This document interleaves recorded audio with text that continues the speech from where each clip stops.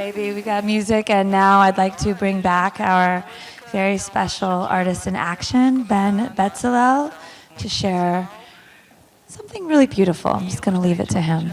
Ben, take it away. Thank you. Hi, everybody.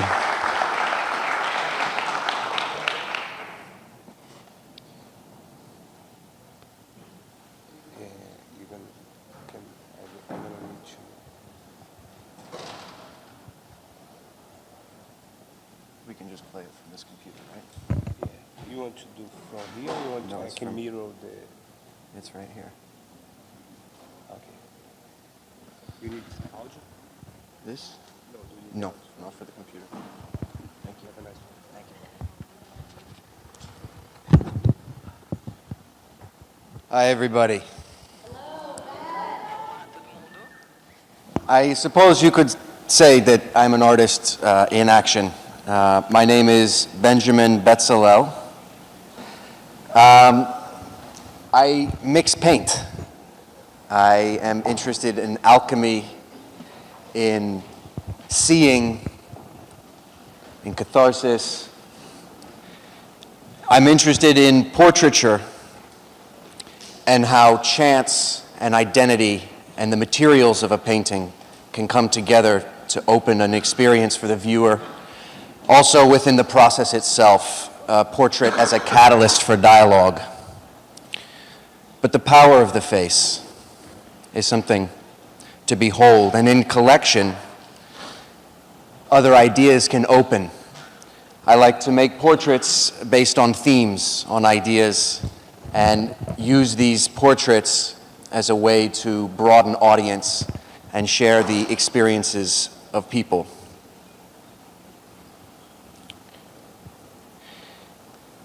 In 2008, I traveled to Senegal, to Dakar, and I painted for 3 months. And this painting here is of Gory Island in the background, where many slaves passed the Middle Passage. But looking at portraiture as a way to communicate, to understand the experiences of others, to learn about their lives, their personal stories, creating bridges of understanding, facing each other person to person.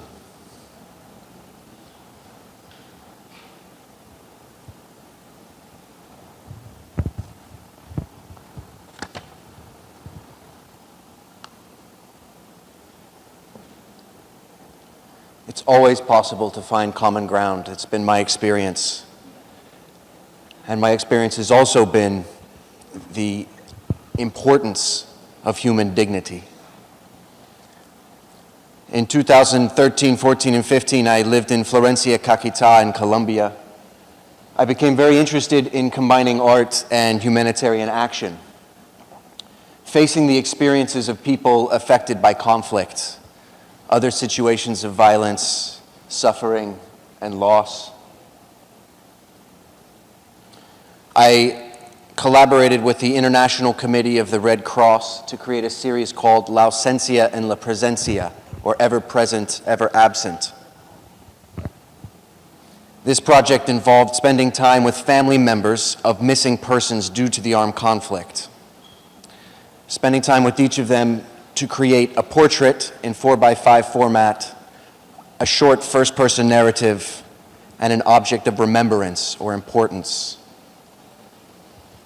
It's important to note that, unlike photojournalism, people's identity is not exposed, yet their story is shared. This offers insights to their life and to the situation of being missing, facing missing, and the other effects of conflict. Here are a few examples.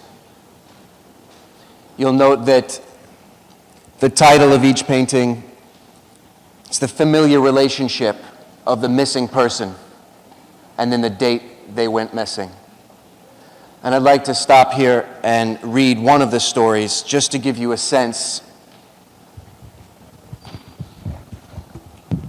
of the other elements in the project.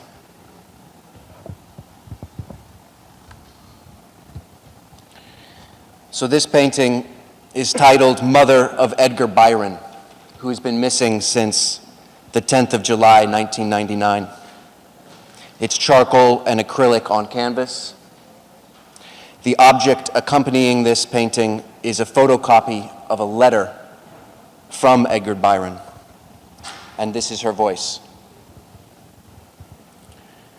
My son, Edgar Byron, he liked to draw.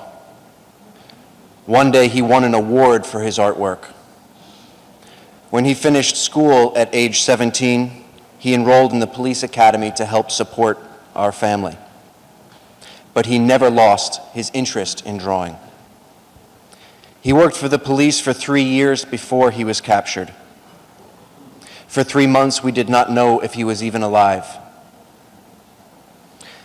We then received a proof-of-life photograph and began to receive letters and drawings from Edgar Byron so that we would know he was fine. He would tell me not to worry. He would tell me he would return one day. But in 2002, the letters stopped. He once visited me in a dream and told me that when all of our family was together again, he would return. I always have felt he's watching over and protecting our family.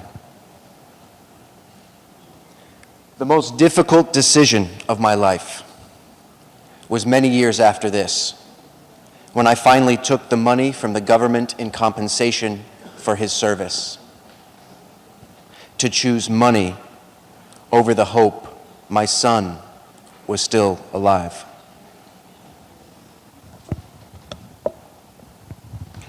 All of these stories, all of these experiences are equally as powerful. It's hard to choose one to share.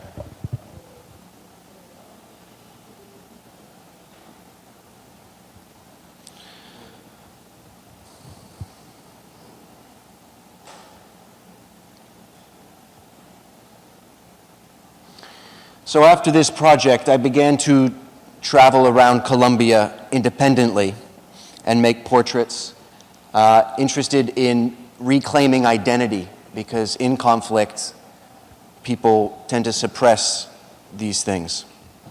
They're not free to speak. I also went to Taganga. It's on the coast of Colombia. It's an ancestral fisherman village. I'd heard that there were just no fish left to fish. All of these people, their livelihoods taken from under them. I went to find out their personal experiences, and these are two of the paintings which are downstairs, which I've brought. After this, I continued in a second collaboration with the International Committee of the Red Cross, the ICRC, Human Beings Inside and Outside. Again, using the format of the portrait with the narrative and the object, I went inside 3 prisons across Colombia. I taught self-portrait workshops for detainees, and then in the afternoon would create portraits of detainees on the inside.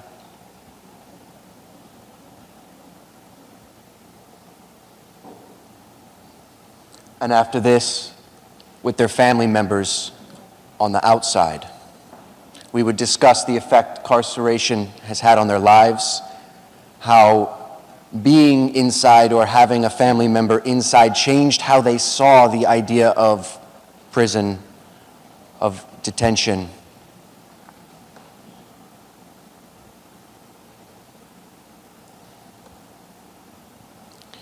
In Picota prison in Bogota, for example, there was a sign, a poster that read,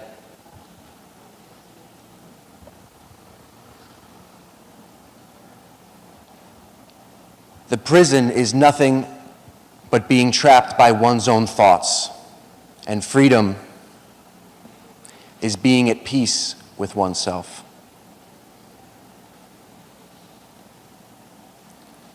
In each of these interactions, I found that to be quite true. People who were able to continue learning, continue growing, keeping themselves busy, were far more able to find that peace, find that clarity, and grow. And I believe that the systems which we are all part of on the outside can change such notions.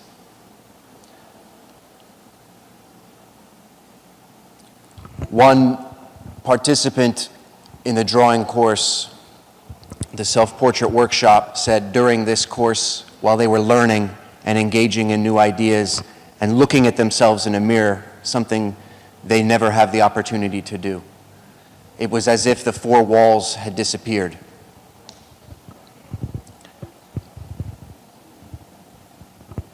I'd like to stop here and read us one more story.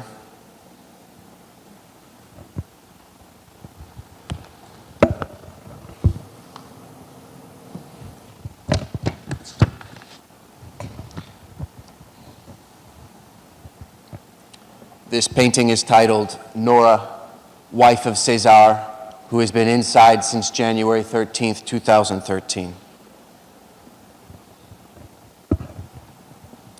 Every Sunday at 4 a.m., I leave the house for prison. It's difficult to go through the gates. Each locked door taking a little more out of me, draining a little more of my energy. There's a saying that women enter all dressed up and they come out looking like a piece of trash. But somehow, I don't break down. In many ways, this has been a good experience for Cesar and me. Our relationship has somehow grown inside prison. Values such as love, trust, commitment, and faith, they've been put to the test. And we've learned so much about each other and ourselves and our humanity. On the surface, it may not look good, but the simple fact of losing freedom has made us question what it means to be free.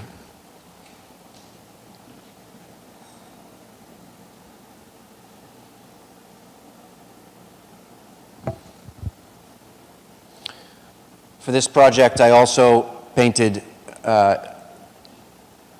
two portraits of one prison guard, one from the inside and one on the outside. And then a replica of the project was printed and traveled throughout Colombia, going to prisons and public spaces, sharing these stories, these experiences, the paintings. 20,000 catalogs were made. I would like to finish today by showing you a few paintings from the other kind of work I do, the large format, mostly under a series called The Weather or Not. Interested in climate change, whether or not we do something about it, the shift that goes on in the landscape around us, in the landscape within us, and the truth that life goes on. I want to thank you for your time.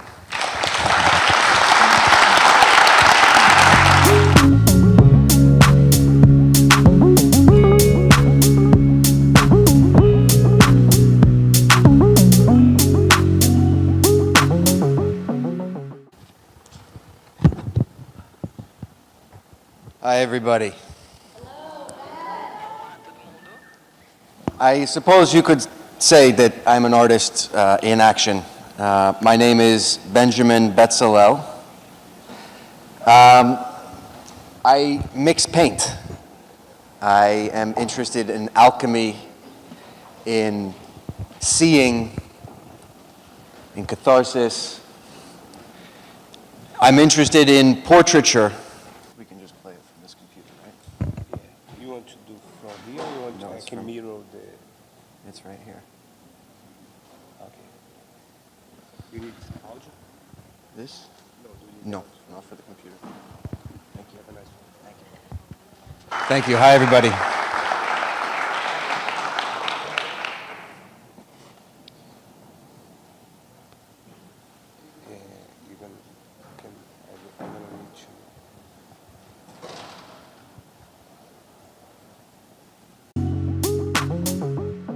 right, baby, we got music, and now I'd like to bring back our very special artist in action, Ben Betsalel, to share something really beautiful. I'm just going to leave it to him. Ben, take it away.